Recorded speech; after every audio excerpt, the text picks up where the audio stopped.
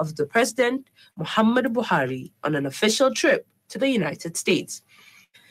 However, the CBN wrote the House again to say Emefiele was still on official assignment. The minority leader, Ndudi Elumelu, pointed out that should the CBN governor decide not to appear before the House on Thursday, when the lawmakers have scheduled to go on Christmas and New Year break, the resolution on suspension of the policy still stands. Meanwhile, the House of Representatives also resolved to constitute an ad hoc committee to investigate a whistleblower's allegation of illegal sale of 48 million barrels of Nigeria's Bonny Light crude in China in 2015 and the insurance status of the cargo. The committee is also set to investigate all crude oil exports and sales by Nigeria from 2014 to date, with regards to quantity, insurance, revenue generated, remittances into the Federation account, and other accounts, as well as utilization of the revenue for the period under review. In addition, the panel will investigate all proceeds recovered through the whistleblower's policy of the regime led by President Muhammad Buhari and the level of compliance by the policy. The committee is set to report back within 4 weeks for further legislative action. The Senate has confirmed the nomination of Loretta Onuchi as Special Assistant on Social Media to President Muhammad Buhari and 12 others as chairman and board members of the Niger Delta Development Commission. Both the Senate and House of Representatives committees and Niger Delta had screened Onuchi on Thursday, alongside 13 others for the NDDC board roles. The president had written to the Senate requesting the upper chamber to confirm the appointment of the chairman and members of the commission's board in accordance with the provisions of Section 22A of NDDC Establishment Act. This marked the second time President Buhari forwarded a list of nominees for the NDDC board for confirmation. He sent the first list of nominees for the board in 2021, and the Senate screened and confirmed the nominees. However, Senate President Ahmed Lawan stated that the president's decision to send another list of nominees for confirmation was because there was a flaw in the previous compilation.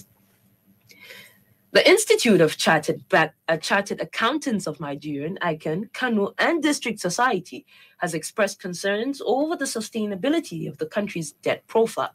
The chairman of ICANN, Salisu Haruna, raised this concern during a two-day conference to mark the Institute's 50th anniversary. Salisu Haruna said a lack of adequate professionals in the financial sector is what has thrown Nigeria in this ugly situation. The major challenges we are having is like the professionals are not carried along. It's like the whole process has been hijacked by politicians, because even the so-called professionals, they try to carry along. They are not the ones that are fully represented, because like in case of most of the professionals are not being contacted. If they want the country to move forward, professionals should be fully engaged in whatever policies government intends to take. One of the keynote speakers, Professor Kabiru Isa Ndogo of the Department of Accounting, Bayero University, Kano, who was represented by Dr. Abubakar Umar Farouk, urged chartered accountants to join politics in order to revive the already collapsed systems of Nigeria. You find state governments appointing non-accountants to head a place where accountants are required there. You find a commissioner of finance lacking the required experience to be commissioner of finance, not holding any even accounting degree. You find somebody reading history, geography, biology, and he's given that kind of position. So that is why we said the chartered accountants should join politics so that they can be appointed, they can make their own contribution to politics that will help the government, will help the society in coming up with great ideas and how things should be done properly. Correspondent Muhammad Sani Oba reports that the event was attended by eminent chartered accountants from Kano and Jigawa states. On sports, President of the Confederation of African Athletics, Engineer Ibrahim Shehu Gusau, has congratulated the best-ranked athletes, coaches, and technical officials for the year 2022, as released by the Confederation of African Athletics. Hawa Adomikiawa has details of this and other sports updates.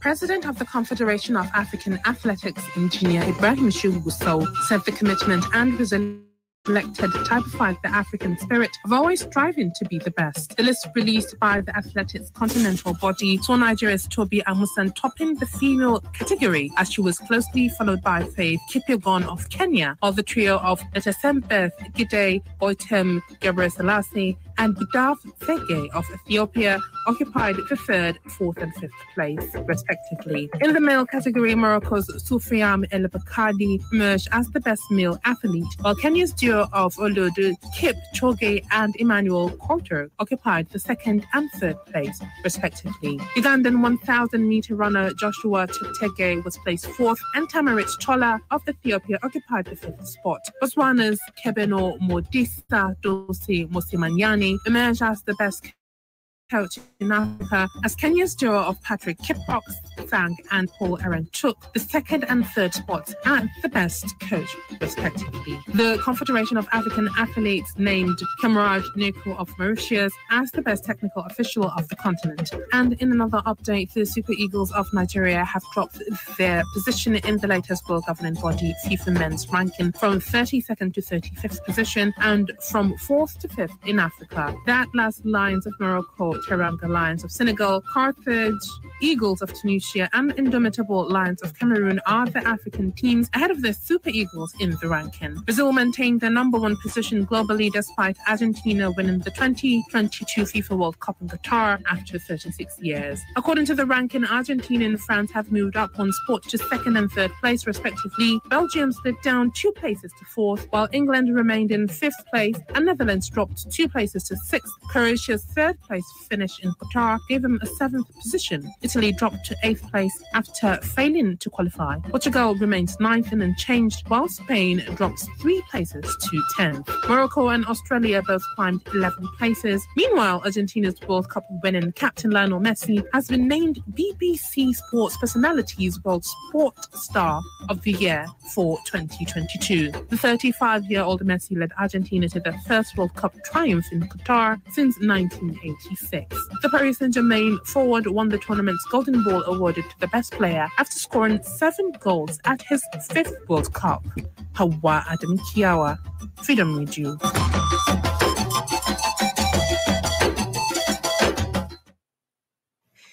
The Global News is coming to you from Freedom Radio 99.5 FM. You can send your comments, opinions, and watch us live on Freedom Radio Nigeria on Facebook.com. You can get the link to the page on our website, freedomradionig.com, or call us through this number, 0824444163.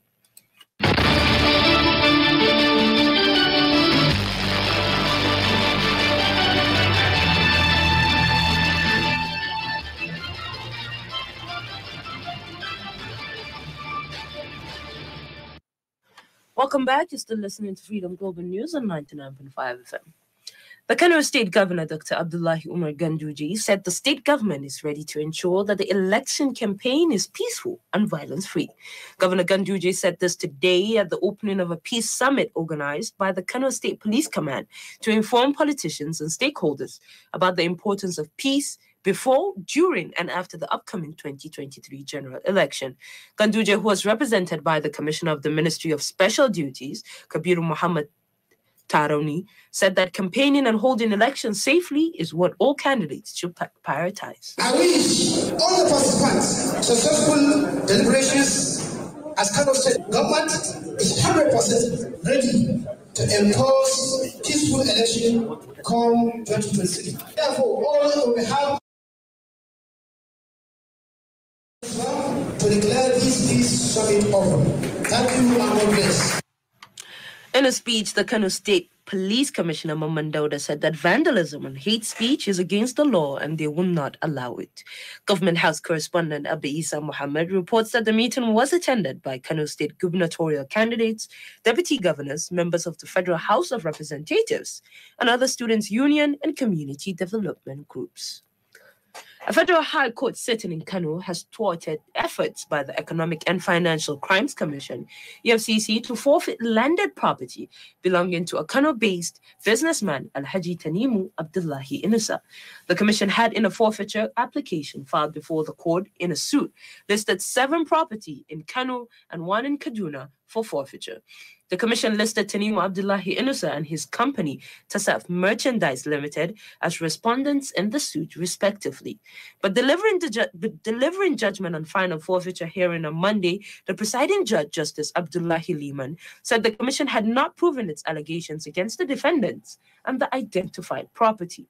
The commission had alleged that the identified property, which include an event center in Kano, duplexes located in Gidado Road, Lafia Road, Hotoro GRA, and farm center areas, all in Kano, among others, were reasonably suspected to be proceeds of unlawful activities. In his judgment delivered virtually, Justice Lehman discharged the earlier order of interim forfeiture, holding that none of the property were linked to any public officer or proceeds of unlawful activity.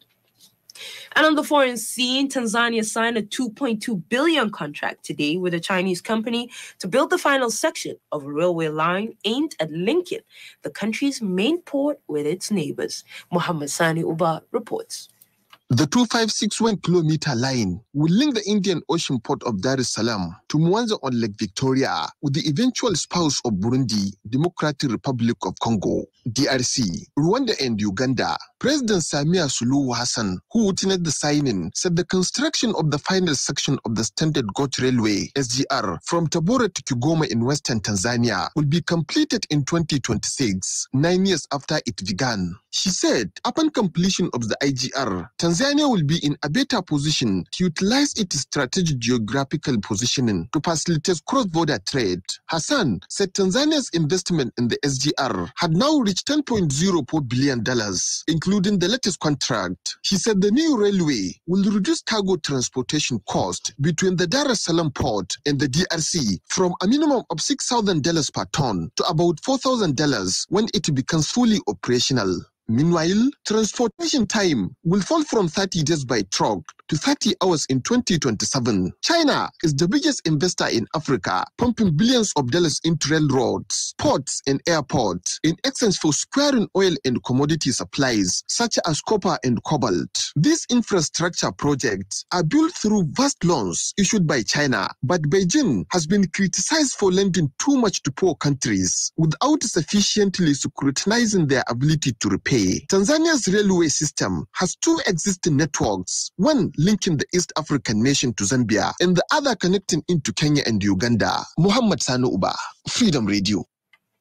And with that, we've come to the end of today's Global News. On behalf of the entire production team and Aizar Zanna, thank you for listening.